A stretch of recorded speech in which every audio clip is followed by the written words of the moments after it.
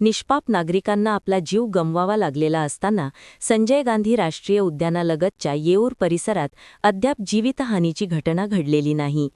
मात्र वाढती अनधिकृत बांधकामी, रात्री उशिरापर्यंत सुरू असलेल्या पार्ट्या आणि नागरी वावरामुळे येऊरमध्येही भविष्यात बिबट्यांचे हल्ले वाढण्याची भीती स्थानिक ग्रामस्थांकडून व्यक्त केली जात आहे. सध्या राज्यातील ग्रामीण तसेच शहरी भागात बिबट्यांचा मानवी वस्तीमध्ये वाढता वावर पाहायला मिळतोय. शेतात तसेच घरांमध्ये घुसून बिबट्यांकडून होणाऱ्या हल्ल्यांमध्ये अनेक नागरिकांना आपला जीव गमवावा लागलेला आहे. त्यामुळे बिबट्यांचा बंदोबस्त करण्याची मागणी जोर धरू लागली आहे. नाशिक, पुणे, नगर यांसारख्या भागांमध्ये जंगल क्षेत्र कमी आणि शेती क्षेत्र जास्त असल्याने बिबटे शेतीलाच जंगल समजत आहेत. तसेच बंधाऱ्यांमुळे पाण्याची उपलब्धता वाढल्याने बिबट्यांचा वावर वाढून मानवी हल्ल्यांचे प्रमाण वाढले आहे. मात्र संजय गांधी राष्ट्रीय उद्यानाची परिस्थिती वेगळी आहे. तब्बल 10,000 हेक्टरमध्ये पसरलेल्या या उद्यानात येऊर परिसर जवळपास 6,000 हेक्टरमध्ये विस्तारलेला आहे. अद्याप येथे बिबट्यांचा हल्ल्यात जीवितहानी झाली नसली तरी भविष्यात हा धोका वाढण्याची भीती स्थानिक ग्रामस्थ व्यक्त करत आहेत. गेल्या काही वर्षात पर्यावरणदृष्ट्या संवेदनशील क्षेत्र असूनही येऊरमध्ये मोठ्या प्रमाणात बेकायदा बांधकामे, हॉटेल्स आणि पब उभे राहिले आहेत. रात्री उशिरापर्यंत सुरू असलेल्या पार्ट्यांमुळे जंगलात मानवी वावर वाढला असून बिबट्यांच्या मुक्त संचारावर मर्यादा येत आहेत. या प्रकारांवरून उच्च न्यायालयाने अनेकदा वन विभाग आणि ठाणे महापालिकेवर ताशेरे ओढले असतानाही परिस्थितीत फारसा बदल झालेला नाही. जंगलात अन्नाचा वास गेल्याने बिबटे मानवी वस्तीमध्ये येण्याची शक्यता वाढली असून त्यामुळे भविष्यात येऊरमध्येही जीवितहानी होण्याची भीती व्यक्त केली जात आहे.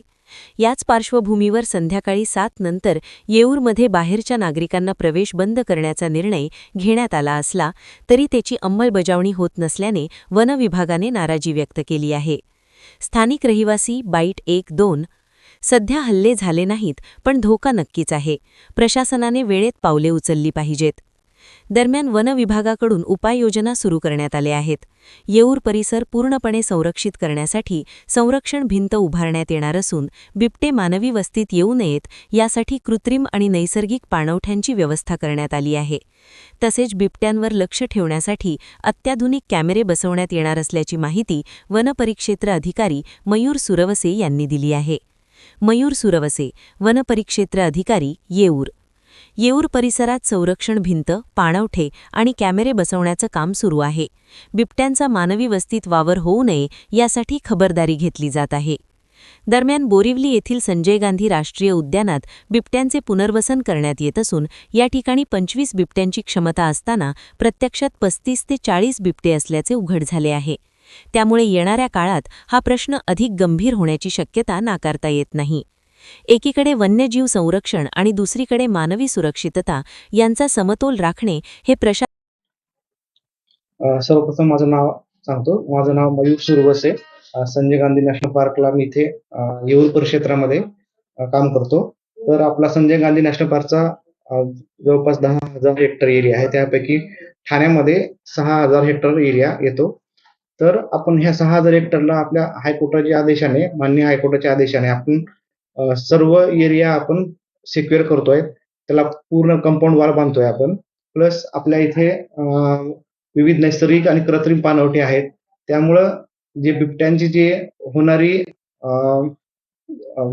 जे मानवी वस्तीमध्ये जे बिबट जातात अन्न पाण्यासाठी ते आपल्या बाहेर जात नाहीत. कारण की आपल्या जंगलामध्ये पूर्ण ते खाद्य अवेलेबल असतं. आणखीन सर, बिबट्यांची आत्ताची संख्या कशी आहे आणि कसं त्यांचं डिटेक्शन केलं जातं? विविध प्रकारचे कॅमेरे देखील आपण लावलेले आहेत. जवळपास आपल्या संजय गांधी नॅशनल पार्कमध्ये 35 ते 40 बिबट आहेत. तर आपण त्याच्यामध्ये डायरेक्ट साईन, इनडायरेक्ट साईन अशी 2 मेथड वापरतो. आता आपण ह्या डिसेंबर-जानेवारी पासून आपण ट्रॅप कॅमेरा मेथडने आपण त्याची गणना करणार आहोत. आदिवासी पाडे देखील मोठ्या प्रमाणात आहेत. लोकवस्ती देखील या ठिकाणी मोठी आहे. नागरिकांना कशा प्रकारे आपल्याकडून इथे देखील बिबट्यांचा वावर नेहमीच असतो. कुठल्याही प्रकारची बिबट्यांपासून भीती वाटते का?